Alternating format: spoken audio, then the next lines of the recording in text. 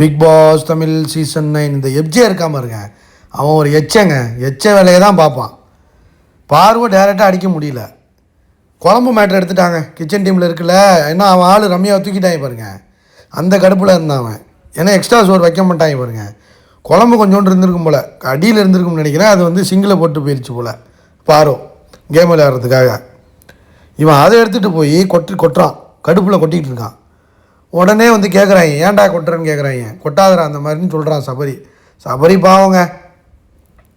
உடனே குழம்பு இவன் கொஞ்சோண்டு இருக்குது, அதை கொண்டு சிங்கிளை போட்டு போயிருக்கா பார்வதி அப்படிங்கிற மாதிரி கிளம்பிட்டான்.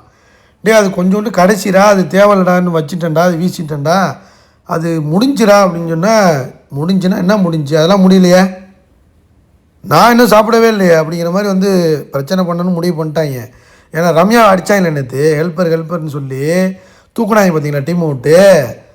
ஏன்னா அவனுக்கு பிடிக்கல. ஏன்னா அவனுக்கு வந்து பாரு வந்து பாத்ரூம் கழுவிக்கிட்டு இருக்கணும், கிச்சனுக்குள்ளே வந்துடக்கூடாது. அதான் அவனோட டார்கெட்டு. புரியுதா உங்களுக்கு?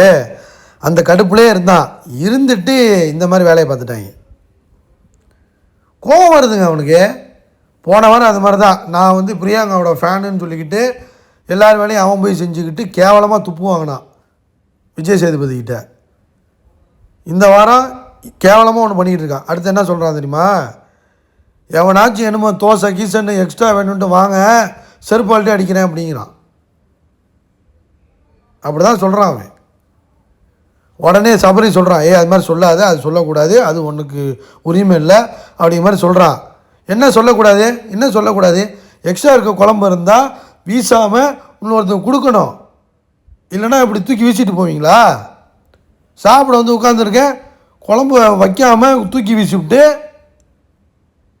என்னடா பேசுகிறீங்க நீங்கள் அப்படிங்கிற மாதிரி கத்த ஆரம்பிச்சிட்டான். பார்வை டார்கெட் பண்ணணும், எச்ச வேலையை பார்க்கணும், அவ்வளோதான். ஏண்டா அதுக்கு டேரெக்டாக கேமில் ஆடி விளையாடுங்கடா. இப்போ தான் விக்ரம் ஆரம்பிச்சிருக்கான்ல, அந்த மாதிரி ஆரம்பிக்கணும். அங்கே அடித்தா நீ வெளில போயிடுவா உடனே. ஏன்னா அடித்து உன்னை எக்ஸ்போஸ் பண்ணி விட்ருவா. திவார் ஆல்ரெடி உன்னை எக்ஸ்போஸ் பண்ணி விட்டார். அது மாதிரி உன்னை வந்து பார்வை எக்ஸ்போஸ் பண்ணி விட்ருவோம். பார்த்தியா, உன் கேங்கில் எல்லாரையும் திவார் எக்ஸ்போஸ் பண்ணி விட்டு நீ அவரை குத்துன, அவர் உன்னை குத்தலை. பார்த்தியா, அவர் எங்கே குத்துறாரு? அடுத்த 2 பேரை டார்கெட் பண்ணுறாரு பாரு. பாரு என்ன பண்ணுதோ அதை விட கொடூரமாக திவார் பண்ணுறாரு. கனியவே ரம்யாவை டார்கெட் பண்ணுறாரு பாரு. உன்னெல்லாம் அடித்து போனாலும் முடிச்சிட்டாரு கதையை. நீ நாமினேஷனில் வந்தீங்கன்னா உன்னை தூக்கி கீழே தான் உட்கார வைப்பாங்க. ஏன்னா நீ பண்ணுற வேலை அந்த மாதிரி. பார்வை அனுப்புகிறாங்களோ இல்லையோ ஒன்று அனுப்பிடுவாங்க. சொல்கிறாங்க எக்ஸ்ட்ரா தோசை எவனாச்சும் வரட்டுங்கிறான். இவர் ஏதோ பெரிய பிக் பாஸ் மாதிரி. இவர் கேவலமாக இருக்குங்க இவன் பண்ணுறது. தூக்கி நான் சாப்பிட வந்து உட்காந்துருக்கேன், என்ன கேட்கக்கூடாது?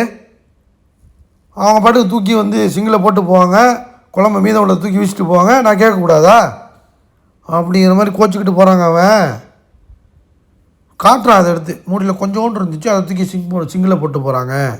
பார்வை அந்த இடத்துல இருந்தனால. அதே இடத்துல கனியோ ரம்யாவோ சபரியோ இருந்திருந்தால் நீ பண்ணியிருப்பியா? பண்ணியிருக்க மாட்டேன். அதுதான் குரூப்பிசம்னு சொல்கிறாங்க.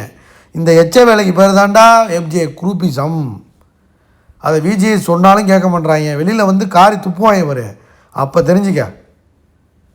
ஆதரவை மட்டும் உள்ளே வந்தானா போதுங்க, முடிச்சிருவாங்க இவங்களாம். வெயிட் பண்ணி பார்ப்போம் மக்களே. லைக் பண்ணுங்கள், ஷேர் பண்ணுங்கள், கண்டிப்பாக அதை பற்றி கமெண்ட் பண்ணுங்கள்.